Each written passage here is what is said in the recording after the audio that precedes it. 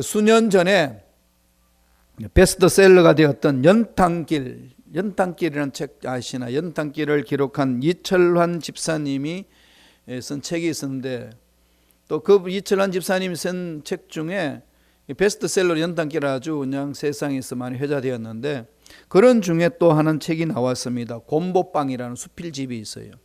이 책 제목도요, 이 서민들하고 너무 마음이 이렇게 와닿는 그런 겁니다. 곰보빵 아시죠? 입맛 하시는 분이 계시는데, 곰보빵이라는 그 책 속에 이런 제목의 글이 있습니다. 축의금 13,000원. 축의금 13,000원. 수년 전에 있었는데, 그 내용을 보면 이런 내용입니다. 10년 전 나의 결혼식이 있었던 날이었습니다. 그러면서 출발하는 거예요. 결혼식 날이 다 끝나도록 그 이철환 집사의 친한 친구 형주라는 분이 나타나지가 않습니다. 참 절친인데. 그래서 이 딴 할 때 들어가기 전에 여기에서 이제 입구에 서가지고 기다리고 있습니다. 안 보여요, 형주라는 친구가. 그때에 이 형주 아내가 막 숨을 내쉬면서 계단 위로 막 뛰어올라옵니다. 예식장 뛰어올라오면서 하는 말이, 남편 형주는 못 올 것이라는 겁니다. 그 대신에 형주가 보내온 편지를 이제 내밀었습니다. 그 친구 형주라는 분이 쓴 편지 내용이 이렇습니다. 철하나, 형주다. 나 대신 아내 간다. 하루를 벌어야지 하루를 먹고 사는 리어카 사과 장사가 이 좋은 날 가지 못해서 정말 미안하다. 내 가장 친한 친구가 드디어 결혼을 하는데 나는 하루 이 리어카의 사과를 팔아야만이 살 수 있으니까 정말 좋은 날을 가지 못해서 미안하다. 오늘 내가 팔지 못하면은 아들 승민이가 분유를 못 먹어서 굶어야 된다. 그러면서 하는 얘기가, 철하나, 너와 함께 할 수 없어서 너무 마음이 아프다. 어제는 아침부터 밤 12시까지 사과를 팔았는데 온종일 내가 추위와 싸운 돈이 13,000원이다. 몽땅 나한테 축의금 준다. 이걸 이제 읽었는데, 이 자기가 슬프지도 않는데 그 글을 보는 순간에 이 철환이라는 분이 눈에 이제 눈물이 벌써 걸성걸성해집니다. 그러면서 이제 이런 마음이 있는 거예요. 철환아, 네가 장가 가는데 내 마음이 왜 이렇게 기쁘냐? 괜히 눈에 눈물도 나지만은 너무 기쁘다. 야, 드디어 철환이 장가 간다. 이게 이제 늦 장가 가는 친구에 대해서 이제 그렇게 표현한 겁니다. 그러면서 내 아내 손에 사과 한 봉지 들려 보낸다. 근데 거기 보니까요, 아주 포장을 그냥 나름대로 예쁘게 이렇게 해놔놓고 그러면서 글을 써놨습니다. 예쁜 놈만 골랐다야. 신혼여행 가서 먹으라. 오늘은 너희 날이니까 마음껏 빛내거라. 그러면서 마지막에 친구여 해남에서 형주가 되어 있습니다. 그럼 편지 봉투에 보니까 축의금 13,000원이 들어있습니다. 그럼 13,000원을 보는 순간에 이 장가가는 이 이철환 집사님 마음에 뭐가 들어왔겠습니까? 형주가 아침부터 밤 12시까지 그 추운 한겨울에 사과 팔면서 바꾼 돈이다. 이게 가슴에 풍 들어온 거예요. 그러면서 눈물이 핑 돌면서 감추려고 그 봉지 받으면서 하나 끄집어내면서 그냥 그 아내한테, 그 친구 아내한테 중얼거립니다. 형주 이놈이 왜 사과 보냈어요? 장사 뭘로 하려고? 네, 그러면서 이제 씻지도 않는 사과를 이제 우적우적 씹어댑니다. 그런데 그게 글을 이렇게 써놨습니다. 왜 나는 그 맛있는 사과를 우적우적 씹어 먹으면서 자꾸 눈물이 나오는 걸까? 그러면서 글을 이었는데, 새 신랑이 눈물 흘리면 안 되는데. 그래서 이제 그 멀리서 나를 보고 있을 친구 이 마음이 아파할까봐 내가 이를 깨물고 내가 그 사과를 먹는다. 그런데 그 글에 이렇게 써놨습니다. 왜 나는 참으면 참을수록 울음이 나올까? 그래서 이겨내지 못해서 이제 어깨를 출렁거리며 울어버렸다. 오가는 사람이 많은 그 예식장 로비에서. 그러니까 이철한 집사님이 결혼 축의금으로 받은 13,000원은 형제라는 친구가 어저께 밤늦게까지 그 추위와 떨면서 싸웠던 그 사가와 바꾼 돈이었습니다. 그래서 이제 그 사람이 이제 이야기하는 이철한 집사가 하는 얘기를, 내가 뭐 형주가 준 13,000원을 손에 받아 들고는 그를 위해서는 해줄 수 있는 것이 아무것도 없어. 하염없이 눈물만 흘렸습니다. 그것도 참지 못해서 울음을 소리내서 터뜨리면서 결혼식 날 그렇게 울었습니다. 여러분, 이런 울음 이해하시나요? 이렇게 울어본 적 경험 있으신가요? 이민생활 하면은 유사한 생활을 많이 경험하셨겠지요? 예, 우는 것밖에 할 수 없는 것, 인생사에 찾아올 때가 있습니다. 저도 그런 때도 있었고 여기 함께 계시는 여러분도 그런 때가 있으리라고 생각합니다. 오늘 살펴볼 것은 주님이 말씀하셨던 애통입니다. 애통. 애통은 뭐죠? 우는 겁니다. 이 세대는 좀 너무 이렇게 애통이 없어지고 있죠. 너무 눈물이 메말라가고 있습니다. 하나님 은혜 앞에서도 눈물이 없고, 마음껏 예배 드릴 수 있는 공동체에서 예배 드려도 눈물이 없고, 좋은 집에 살면서도, 좋은 차를 타고 다니면서도 그 옛날을 생각하면은 감격하고 감사할 수밖에 없음에도 불구하고 감사보다는 조그만 일로 짜증이 나고, 이런 것들이 비일비재가 많이 일어나는 우리의 이 참 메마른 마음, 이를 느낄 때가 많이 있지 않나요? 그래서 오늘 주님은 애통에 대해서 우리에게 강하게 던집니다. 어떻게 하라고 그러시나요? 애통하는 자가 되라는 겁니다. 애통하는 자가 되라. 다시 말씀드리면은 울어야 한다는 거예요. 민족의 아픔을 보고 울어야 되고, 우리 젊은 세대들이 올바로 서지 못하는 모습 보고 울어야 되고, 내가 하나님의 말씀대로 살아내지 못하는 모습을 보고 울어야 한다는 겁니다. 오늘 말씀 한번 볼래요? 주님이 뭐라고 그러는지 한 절이에요. 이 한 절 좀 깊이 한번 묵상해 봤으면 좋겠습니다. 마태복음 5장 4절입니다. 다 같이 한 목소리 천천히 읽습니다. 애통하는 자는 복이 있나니 그들이 위로를 받을 것이며. 애통하는 자, 이 애통이 뭘까요? 애통, 헬라어로는 펜테오거든요. 펜테오. 이 펜테오라는 말은요, 주로 그때 사용하는 이 의미는 사랑하는 사람이 죽었을 때에 이건 자기가 그 사랑하는 사람 살려내지 못해서 비탄에 빠져서 통곡하며 애곡할 때 사용하는 단어가 펜테오입니다. 펜테오. 이건 어쩔 수 없는 이 울음이라는 거죠. 그렇지 않고 일상생활에서 울다 할 때 있잖아요. 뭐 이런 일도 울고, 속상해서 울고, 답답해서 울고, 뭐 이런 울다는 것은 펜테오를 쓰지 않았습니다. 이 클라이에인이라는 단어를 썼어요. 클라이에인.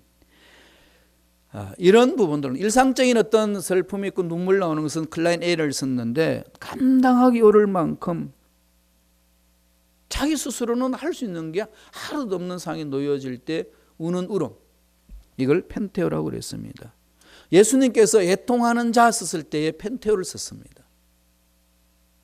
애통하는 자, 이거는 일반적인 울음이 아니고, 일반적으로 답답한 그 상황이 아니고 가슴을 치고 통곡하며 우는 걸 말하는 거죠.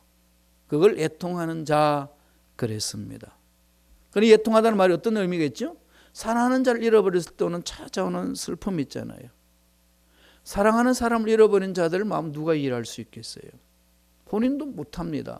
본인 스스로 주체할 수 없잖아요. 아무것도 해줄 수 없는 것. 이런 상황 때에 우는 울음이라고 그럽니다. 그래서 이 울음 속에 있는 자, 예수 안에서 이렇게 우는 자, 하나님은 그냥 아무렇게나 보지 않으신다는 거죠. 그래서 애통하는 자가 되라는 겁니다. 하나님 은혜 속에 잠기기를 원하느냐? 하나님 예배하신 놀라운 복을 마음껏 체험하기를 원하느냐? 이 답답한 시간, 이 답답한 시대 상황 속에서 내 손으로 어찌할 수 없는 상황 속에 뭐 하느냐? 애통하는 자가 되라. 그렇게 말씀을 합니다. 스펄전 목사님은요, 이런 말씀을 하셨어요. 천국은 메마른 눈으로 들어갈 수 없습니다. 진정한 이게 속에서 애통하는 게 있다는 거죠. 그래야만이 나를 버리고 예수를 받아들이기 때문에. 진정한 예수를 믿으면 애통한다는 거죠. 그래서 그때 펜테오를 썼는데 그 단어의 뜻은 또 이런 뜻이 있습니다. 우리 안에 있어야 될 가장 중요한 것은 없고 없어야 할 것들이 있음을 아파하는 것. 그러잖아요. 사도 바울도 그랬죠. 정말 내 사랑해야 되는데, 정말 말씀대로 살아야 되는데 내가 내 자신을 보니 왜 이런지 모르겠다. 말로는 사랑하겠다 그러는데 그 얼굴만 보면은 사랑하기는 그냥 얼굴이 돌아가고, 이게 뭔가 서로들 예수 이름으로 하나가 되었다고 외쳐지는데 마음은 갈래갈래 찢어지고, 그러면서 주님만을 사랑합니다라고 고백하는데 막상 하나로 서로 마음을 뭉칠 수 없는 자기 마음, 이거 바울이 막 고백하잖아요. 이럴 때 쓰는 용어가 펜테오, 이 말입니다. 그때 아파하는 단어예요. 정말 사랑이 있어야 되는데 사랑은 없고 시기와 질투가 남미하고 시기하고, 남이 잘 되는 것 이렇게 좀 축복해 주면 좋은데 배가 아파서 해줄 수 없는 것, 뭔가라도 다른 말로 딴지를 그려야만 되는 것, 이런 상황 속에 있는 나의 마음을 막 이렇게 아파하는 것, 자, 이런 게 애통이다 그럽니다. 지금 우리가 살고 있는 시대를 한번 돌아보면 어떤가요? 애통해야 될 곳에 애통하지 않고, 울어야 될 곳에는 울지 않고, 울지 말아야 될 것에 울곤 하지 않습니까? 왜 그럴까요? 세상 가치관이 왜곡되었기 때문에 그렇습니다. 그래서 성경은 그러죠. 피를 불어도 춤을 추지 않고, 곡을 해도 울지도 않고, 참 안타까운 세대를 주님이 빗대었습니다. 말세에 일어나는 현상입니다. 지금 우리가 살고 있는 시대의 모습 너무 유사하지 않습니까? 그리고 뭐가 난무할까요? 손가락질 하는 것은 난무합니다. 내가 기준이고, 내 기준에서 상황을 보고 이웃을 보고 모든 상황, 다른 상황에 처해 있는 것들을 봅니다. 그러면 뭐죠? 그러면 정죄밖에 없습니다. 손가락질밖에 없습니다. 그럼 그 속에 뭐가 있을까요? 은혜는 온데간데 없이 서로 나눠짐밖에 없다는 겁니다. 우리가 어떤 일을 당할 때에 애간장 다 끓는다는 거 그러잖아요. 애간장 다 끓는다. 또는 또 다른 말로 쓰죠. 단장한다. 끊을 단, 창자 장자. 창자가 끊길 만큼 그런 답답함이 있다. 이게 옛날 고사성어에 나온 건데, 옛날 중국의 진나라 한원이라는 사람이 이게 축을 정벌하러 이제 가다가 삼협이라는 지역을 가는데, 그 지역에 보니까 어떤 병사가 원숭이에 있어서 원숭이 한 마리 새끼를 낚아챕니다. 잡아옵니다. 그런데 그것을 잡아가는 것을 본 원숭이 엄마가 깨끗거리고 울면서 뒤따라옵니다. 백렬이를 따라오는 거예요. 끝까지 따라와서 새끼를 구하려고 배 타고 가려는데 거기 뛰어듭니다. 뛰어드는 순간에 어미가 그 자리에서 지쳐서 죽고 맙니다. 갑자기 죽으니까 그 어미가 깨끗다가 배를 갈려보니까 창자가 토막토막 다 끊겨져 있었다는 겁니다. 새끼를 잃은 슬픔이 그만큼 컸다는 말입니다. 이게 뭐라 그러죠? 단장의 슬픔이다. 그렇게 말합니다. 애통이라는 말은 이럴 때 쓴다는 거예요. 이럴 때, 말할 수 없는 큰 슬픔이 있을 때, 아픔이 있는 눈물, 고통이 있는 눈물. 예레미야는 이스라엘 백성들이 죄악을 범해서 하나님 앞에 멸망받을 수밖에 없는 그 상황에 말씀을 받고 선포할 때에 이런 창자가 끊겨지는 듯한 아픔을 갖고 눈물로 호소했습니다. 예레미야 애가 2장 11절 한번 볼까요? 어떻게 고백하고 있는지. 예레미야 애가 2장 11절입니다. 다 같이 읽습니다. 내 눈이 눈물로 상하며 내 창자가 끊어지며 내 간이 땅에 쏟아졌으니 이는 딸 내 백성이 패망하여 어린 자녀와 젖먹는 아이들이 성읍 길거리에 기절함이로다. 하나님 말씀과 상관없이 마음대로 돌아다니는 백성들로 인하여서 심판받을 수밖에 없고, 심판받을 수밖에 없는 그 당시 예루살렘 거리가 완전히 타락해가지고 어린 자녀들을 보호할 수 없는 그런 상황이 됐다는 겁니다. 오늘날로 말하면 마약해서 술을 마셔서 너무 취해가지고 거리에서 그냥 다 토해내고 비틀비틀 거리는 그런 모습에 대해서 설명을 해나가는 겁니다. 이런 모습을 봤을 때 하나님이 심판하겠다는 겁니다. 그 소식을 듣자마자 이 예레미야는 이스라엘 백성들을 가슴에 품고 몸부림치면서 애통해나 하는데, 애통하는 그 소리가 내 창자가 끊어지며 내 간이 땅에 쏟아졌으니 그 심정으로 표현합니다. 애간장 다 녹는 심정으로 그 자녀들을 가슴에 품고 애간장 다 녹는 심정으로 자기 민족을 통해서 외통하고 있습니다. 이때 쓰는 말이 애통하다, 그 얘기입니다. 여러분, 자녀를 위해서 이런 애통해 보신 적이 있으신가요? 민족을 위해서 이런 애통이 있으신가요? 교회 공동체를 통해서 이런 애통이 있으신가요? 나는 내 자녀 내 손에서 벗어났으니까 나는 더 이상 어떻게 할 수 없지 않느냐, 예, 그런 상황에 있을 때 이런 애통이 있으셨냐고요. 주님은 그랬습니다. 애통하라고. 우리는 이민 와서 자녀들을 잘 양육하기 위해서 여러 가지 혜택을 많이 주기 위하여 헌신하고 노력하고 일하고 돈을 법니다. 그래서 그들을 올바로 키웠습니다. 그들이 어디에 있나요? 여러분, 어디에 있습니까? 우리 자녀들 어디에 있나요? 무엇을 하나요? 우리 무엇을 위해서 신앙생활 하나요? 우리 무엇을 위해서 이민생활 하나요? 우리 무엇을 위해서 몸부림치나요? 주님 뭐라고 그럽니까? 애통하라. 애통하는 자가 되라. 애통하다는 말 아까 말씀드렸듯이 내가 해줄 수 있는 거 하나도 없는 상황 속에서 창자가 끊어지는 만큼 슬픔 속에서 통곡하는 것을 애통이라고 합니다. 또 하나 의미가 더 있어요. 아파하면서 주님께 나오는 말을 합니다. 자기가 잘못된 것을 아파하면서 주님께 나오는 사람이 있고, 자기 잘못된 것을 알면서 주님을 떠나가는 사람이 있습니다. 가룟 유다가 그랬습니다. 가룟 유다는 자기 잘못을 나중에 뉘우치고 예수님을 팔았던 돈 내던져버리고 목매어 죽습니다. 두려워하고 후회했습니다. 잘못됐다는 걸 알고서. 그건 회개가 아닙니다. 여기는 구원 없습니다. 회개는 뭘까요? 하나님께 나아가야 돼요. 회개는 하나님께 나아가는 겁니다.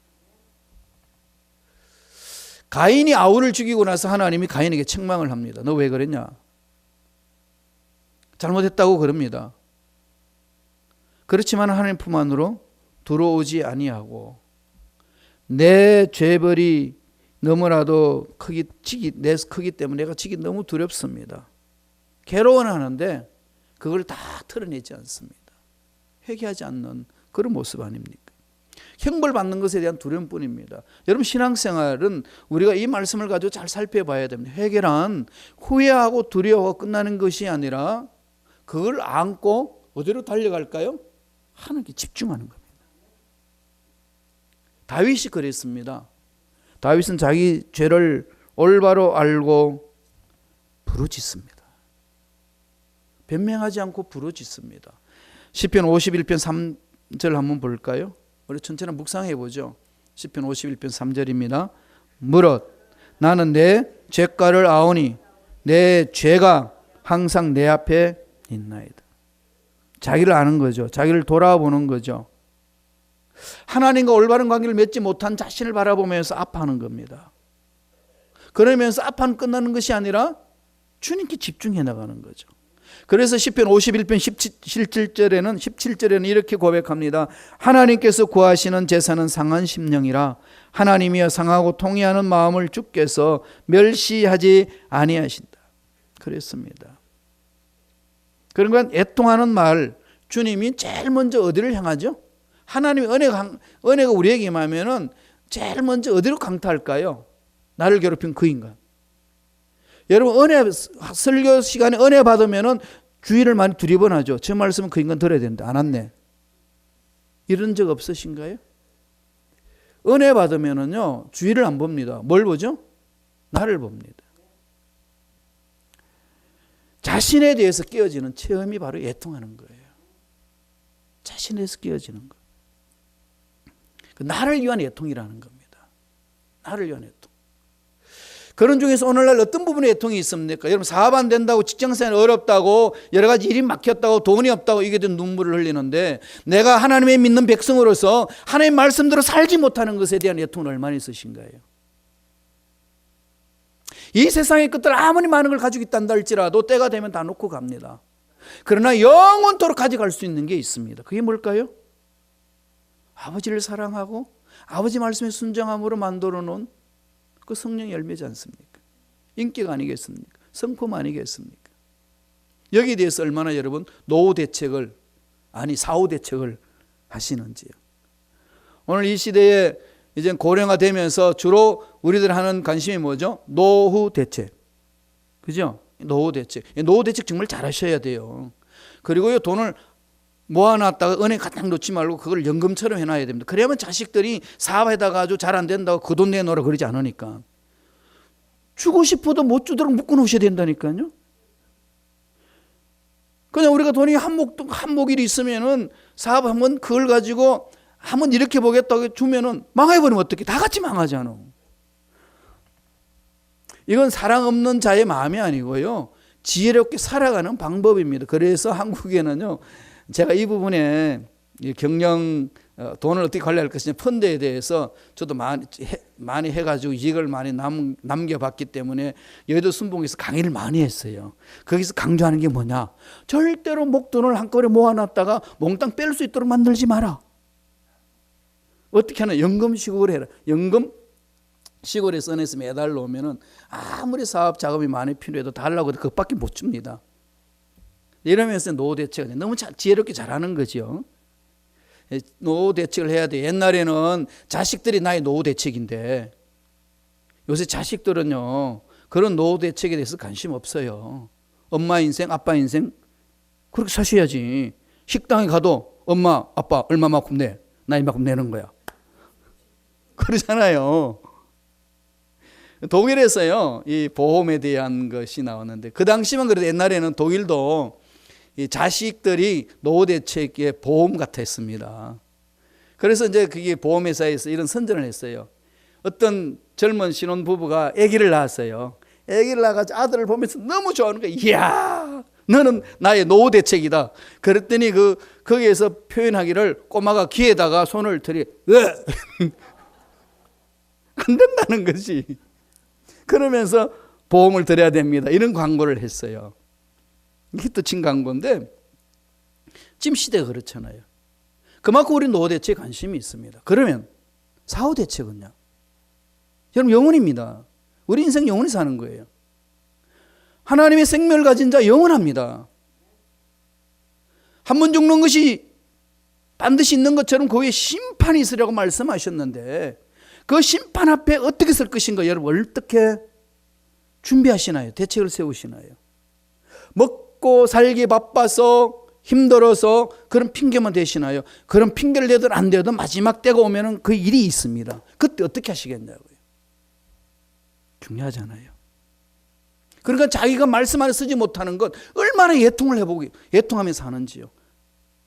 새벽 예배도 제가 한 말씀을 드렸습니다만은 새벽 예배 이렇게 새벽 드리기 위해서 파킹라스에서 차 세우고 아내와 같이 들어오는데 참 제가 질문했습니다. 우리는 항상 기뻐해야 되고 쉬지 말고 기도해요. 범사에 감사하니라. 속상한 일이 있었으니까 제가 그렇게 외쳤겠지요.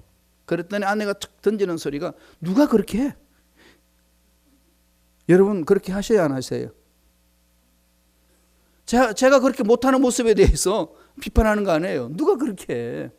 그렇지. 그 말을 듣는 순간에 제 마음에 이거 엄청난 충격이 왔습니다. 그렇구나.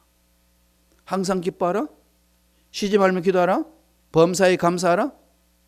이는 그리스도 예수 안에서 너희를 향하신 하나님의 뜻이니라. 하나님의 뜻이 너무 단순하죠. 어떻게 하라고 그랬죠? 항상? 저하고 같이 한번 따라하죠. 항상 쉬지 말고 범사에 그렇게 사시나요? 뜻인데? 왜 우리가 힘이 없을까요? 그래서 이스라엘 백성들도 그 하나님의 말씀을 그렇게 생각했습니다.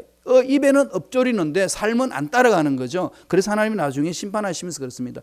이 백성이 나를 무시한다. 그랬더니 깜짝 놀래가지고 하나님, 우리 하나님 무시한 적 한 번도 없습니다. 언제 우리가 하나님을 무시했다고 그러십니까? 전능하신 하나님 언제 무시합니까? 그랬더니 하나님 뭐라고 그랬습니까? 니네들이 내 말 안 듣잖아. 내 말 안 들었잖아. 그럼 오늘 우리들한테 하나님 뭐라고 그러시겠어요?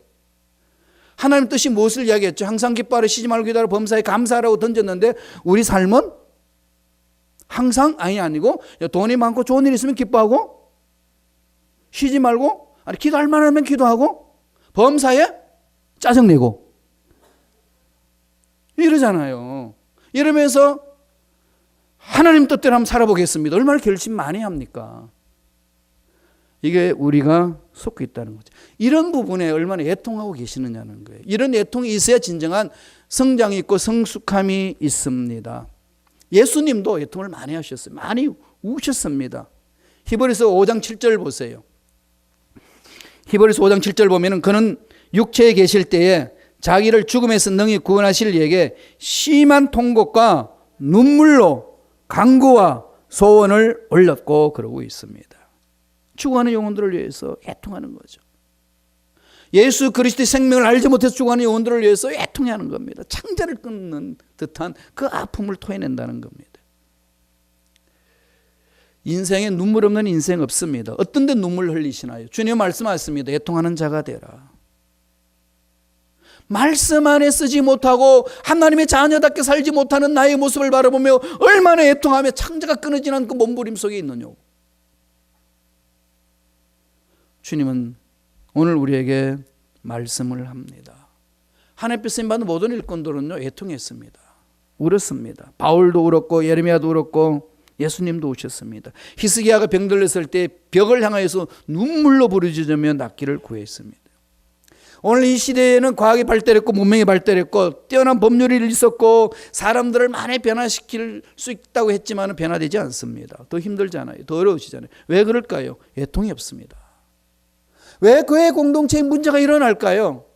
왜 아무 문제도 아닌데 그것이 속을 뒤집어 놔놓고 서로들 간에 등을 지면서 얼굴조차도 안 보려고 하는 그런 일들이 일어날까요? 아버지 말씀에 순종함이 없습니다. 애통함이 없습니다. 주님이 오늘 강력하게 말씀합니다. 애통하는 자가 되라. 애통하여서 흘리는 눈물은 부끄러운 것도 아니고 약한 것도 아닙니다. 진정한 강한 자라면은 이 주님의 말씀에 순종하며 애통하며 눈물 흘리며 부르짖는 일꾼이 되어야 될 줄로 믿습니다. 여러분 애통하며 부르짖어 본 적이 얼마나 있으신가요? 무엇을 위해서 애통하느냐는 겁니다. 두 번째, 애통하는 자에게 하나님 주님 뭘 약속합니까? 위로의 복이 있다는 겁니다. 위로의 복을 받으라는 겁니다. 한 번 더 읽어보죠. 마태복음 5장 4절입니다. 다 같이 한 목소리로 천천히 읽습니다. 애통하는 자는 복이 있나니 그들이 위로를 받을 것이며. 미국 사람 통계를 해보니까요. 여자들은 한 달 평균이 펑펑대고 이제 울고 많이 우는 숫자가 5.3회. 남자들 평균 한 달에 몇 분 울 것 같아요? 1.4회. 여자가 거의 5배가 많습니다. 그래서 여자 수명을 계산해 보니까 평균 5년 이상을 더 산대요. 많이 우세요. 웃음도 좋은데 웃음은 파도 같다면 울음은 헬과 같다고 그랬습니다. 우리 육체 속에 일어나는 여러 가지 스트레스와 암 세포들이 일어날 때에 이 암 세포를 없앨 수 있는 천년 항암제가 우리 몸에 있대요. 뭔지 아시나요? 울음이에요. 눈물입니다. 눈물은 면역 세포를 강하게 만든대요. 그것을 일명 이름 붙여서 천년 항암제라고 그럽니다. 남성 동지 여러분, 눈물은 약한 자의 것이 아닙니다. 많이 웁시다 우리도. 이러고 있는 저도 잘 못 울고 있어요. 그렇게 배웠어요. 남자는 눈에 눈물 흘리면 안 되는 거예요. 늘 이렇게 배웠어요. 살아보니까 우려될 때 못 우니까 바보 같더라고요. 하나님 앞에 보니까 더 그래요. 울어야 됩니다. 애통해야 됩니다. 그런 자가 복이 있다고 그랬습니다. 하나님은요, 하나님 앞에서 애통하는 자 버리지 않습니다. 이사야서 42장 3절에 보면 상한 갈대를 꺾지 아니하며 꺼져가는 등불을 끄지 아니하고 진실로 정의를 시행할 것이며, 시편 34편 18절 19절에 보면은 야훼는 마음이 상한 자를 가까이 하시고 중심으로 통해하는 자를 구원하시는도다. 의인은 고난이 많으나 야훼께서 그의 모든 고난에서 건지시는도다. 애통하며 부르짖는 자에게 하나님이 주신 은혜 아니겠습니까? 여러분, 창자가 끊어지는 나 혼자서 어떻게 할 수 없이 눈물 흘려야 되는 애통함 있을 때 누가 위로할 수 있습니까? 세상이 위로해 줄 수 있는 게 있나요? 하나도 없습니다. 전능하신 하나님이 위로해 주지 않고서는 그 위로를 받을 수 없다는 얘기입니다. 이런 일들이 우리 세상에 많다는 겁니다. 그러기에 주님이 위로함을 받기를 원하느냐? 애통하는 자가 되라고 말씀합니다. 하나님의 위로, 이 말은 이 파라칼레오 이런 헬라어를 씁니다. 파라는 말은 곁에 있다는 거고, 이 칼레오는 부르다, 곁에서 불러준다. 다시 말씀드리면 하나님께서 도와주시기 위하여 우리 곁에 서신다. 이걸 나중에 보혜사 성령님을 이야기할 때 파라클레토스를 씁니다. 파라클레토스, 옆에 계셔서 변호사처럼 보살펴 주신다. 성령님께서 오신 것은 죄에 빠져서 허우적거리는 자를 죄를 깨닫게 하고, 그 죄를 깨달아서 창자가 끊어지는 것만큼 애통할 수 있도록 이끌어 주시고, 그렇게 이끌어 주시고 나서 하면은 나중에 성령이 위로를 주신다는 겁니다. 진정한 위로는 거기에 써 있다고 성서는 가르쳐 줍니다. 성경에 보면은 우리 행복이라는 단어, 이런 단어가 세상에서 많이 쓰여지잖아요. 행복, 해피니스 그럽니다. 해피니스 영어를 보면은요, 해픈의 명사가 됐잖아요. 우연히 발생한다는 말에서 나옵니다. 그죠? 살아있으니까 돈 벌 수 있고, 살아있으니까 일할 수 있고, 이렇게 해서 얻는 것, 그게 행복이다, 해피니스라고 그럽니다. 하나님이 주시는 복은 그게 아닙니다. 하나님이 주시는 복은 뭐라고 설명하죠? 영어로는 블레싱을 쓰죠. 이 블레싱은 어디서 왔을까요? 피를 흘리다, 블리드, 피를 흘리다에서 온 말입니다. 즉 하나님과 바른 관계가 있을 때만이 하나님이 예비하신 복을 받을 수 있다고 성경을 말해줍니다. 그럼 오늘 주님이 말씀한 것은 산상수훈에서 말하고 있는 이 복은 해피니스가 아니라 블레싱입니다. 하나님과 관계 속에서 얻을 수 있는 복, 세상에 줄 수 없는 복, 그것을 말합니다. 따라서 이런 복을 받을 수 있는 자가 누구라고요? 애통하는 자, 하나님 앞에 몸부림치며 부르짖며 나가는 자, 이게 하나님이 주시는 위로의 복을 받는다고 성서는 가르쳐 줍니다. 그래서 애통하는 자에게 하나님은 회복시켜 주는 거죠. 애통할 것 얼마나 많습니까? 민족에 일어나는 모든 문제들, 그냥 욕만 하고 말 것입니까? 우리 민족인데 이 지금 미국 땅에 일어나는 사건들, 세상이 타락해서는 어쩔 수 없다고 그냥 말 것입니까? 전능하신 하나님을 믿고 있는 저와 여러분인데, 앞으로 한인교회 10년 후면은 한인교회 어떻게 될 것인가? 이민 오지 않는데 어떻게 할 거냐? 이러고 그냥 말 것입니까? 하나님 뭐라고 그러십니까? 애통하는 자, 애통하라는 겁니다. 사업에 대해서도, 직장에 대해서도, 가정에 대해서도, 자녀들에 대해서도 하나님이 기뻐하시는 그 일에 마음을 집중하여서 애통함으로 하나님이 주시는 그 위로의 복을 누리시기를 바랍니다. 그럴 때야만이 세상 이기는 것 아니겠습니까? 이사야가 61장에서 예언을 했습니다. 이사야 61장 3절입니다. 메시아가 오면 이런 일이 있다고 이야기했습니다. 다 같이 읽어볼까요? 무릇 시온에서 슬퍼하는 자에게 화관을 주며 그 죄를 대신하며 기쁨의 기름으로 그 슬픔을 대신하며 찬송의 옷으로 그 근심을 대신하시고 그들이 의의 나무 곧 야훼께서 심으신 그 영광을 나타낼 자라 일컬음을 받게 하려 하심이라. 기쁨의 기름으로 슬픔을 대신한다.